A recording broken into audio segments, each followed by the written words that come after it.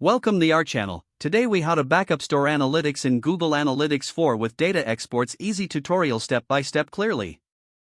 Start by signing in to your Google Analytics account. Select the property for which you want to export the data. Once inside the property, navigate to the reports, choose the report you want to export. For example, you might select acquisition or engagement. Once you have the desired report open, look for the export icon in the upper right corner. Click on the export icon to see your export options. You will see various formats available, including CSV, TSV, and PDF. Select your preferred file format for the export. After selecting the format, click on the corresponding option to initiate the export. Your data will then be processed, and a download link will appear. Click on the download link to save the file to your computer. Repeat these steps for any additional reports you wish to export. Consider setting a schedule for regular exports to keep your data backed up. You can also use Google Sheets for more advanced data manipulation if needed. For that, use the Share option to export your report directly to Google Sheets.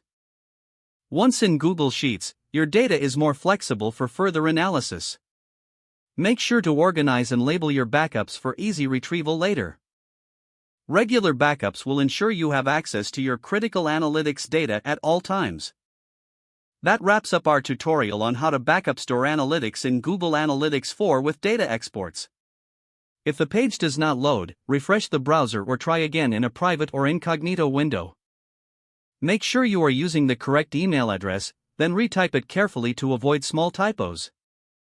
If your password is not accepted, use the reset option and create a new strong password you can remember. Check your spam folder for verification or security emails, then complete any requested confirmation steps. Enable two-factor authentication if available to improve account security and reduce unauthorized access risk. After signing in, review your profile details so your contact information and settings are accurate and current. If you see an error message, note it down and try again after restarting your device and internet connection. Log out when you finish, especially on shared devices, to keep your account and payment information secure. If the page does not load, refresh the browser or try again in a private or incognito window.